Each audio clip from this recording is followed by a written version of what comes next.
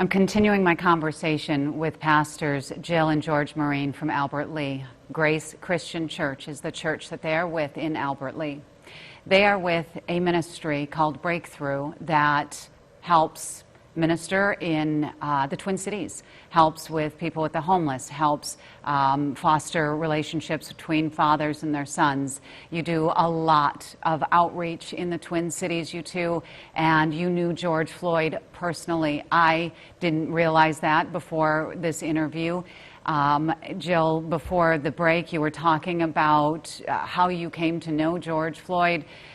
George, why don't you start with when you heard about what happened? This must have brought you to your knees.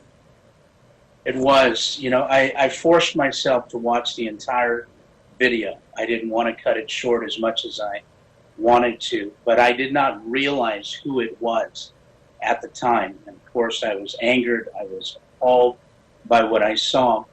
And so my wife is a professional counselor, so last Wednesday, I said, I know you're in session, but I have to get to the Twin Cities. And so when I got there, I got to the command center of our ministry partners, Breakthrough Ministries, and I was able to get right in the command vehicle. And we went right to the epicenter of the 4th precinct where Pastor David, 3rd precinct, where Pastor David and his team minister and where they were serving. And so after that, or on that drive over, it began to unfold of who Mr. Floyd was. And another captain in the Salvation Army, friend of mine that worked in Minneapolis, had called me and he was explaining who it was. And that's when all the dots were connected for me. And I realized that it was George that had worked on our team that day. So cold the week before Thanksgiving that one year. And it just broke my heart. And so we got back to the command center. Pastor David and I prayed. And then I went back to the epicenter. So I was there from 5 o'clock to 10 o'clock that Wednesday, 1 week ago today. And all of those stores that we have now seen looted and burned, I was right there in every single one of those parking lots. And in about 5 hours, I interacted with about 500 people. I met people from all over, young people, older people, middle-aged people. I spoke with people that were looting. I spoke with young people that were spraying obscenities on the walls.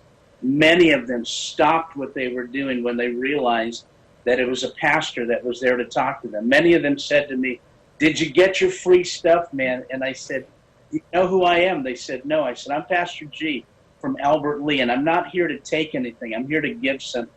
I'm here to give love. I'm here to give hope. And I'm asking you to stop what you're doing. Put that stuff down and stop this damage. This would never be what George would ever want." I prayed with many people.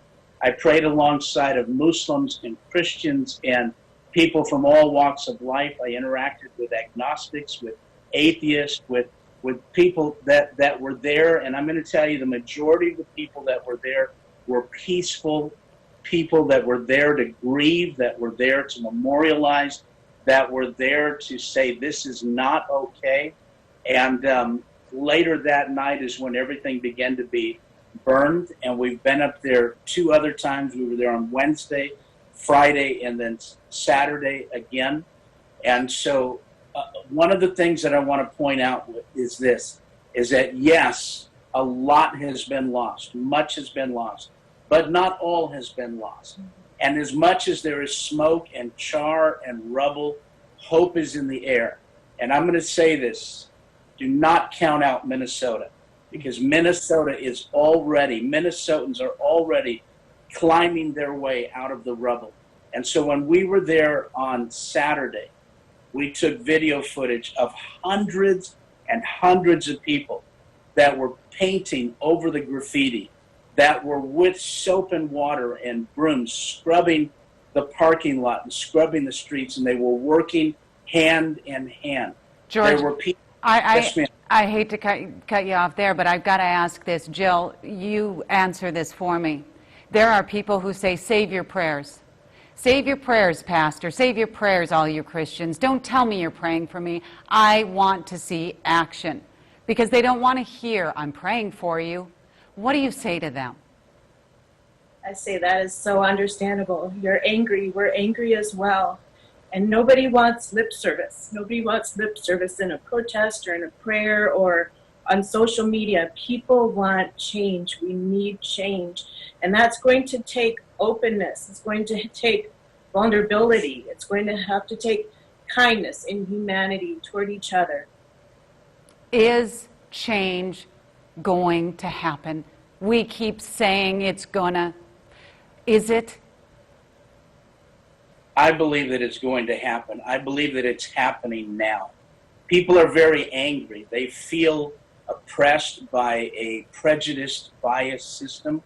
They are angry. They are frustrated for decades and decades of deep-seated systemic change that is needed to be happen, that is needed to take place. But I believe the change that we are seeing already by blacks and whites and Asians and Latinos and people from all around that are joining forces together and fighting back. When I was there on Monday to deliver a van load of groceries, I went first to Breakthrough, and then I had a van load of groceries put together by local churches here, Trinity Lutheran, United Methodist, and many families and businesses from Albert Lea. And I just prayed. I said, Lord, I don't know where to go, so please point me in the right direction. And I found this beautiful couple, Jordan and Nisa Borer Nelson, that have set up a pop-up shop of grilling hamburgers and brats and hot dogs and giving away groceries. And these people have their hand to the plow. So you can really see that change is happening. But it's small, and that's where it has to start.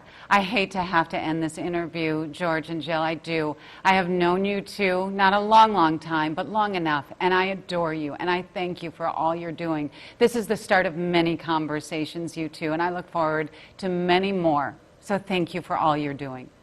Thank you so much. God bless you.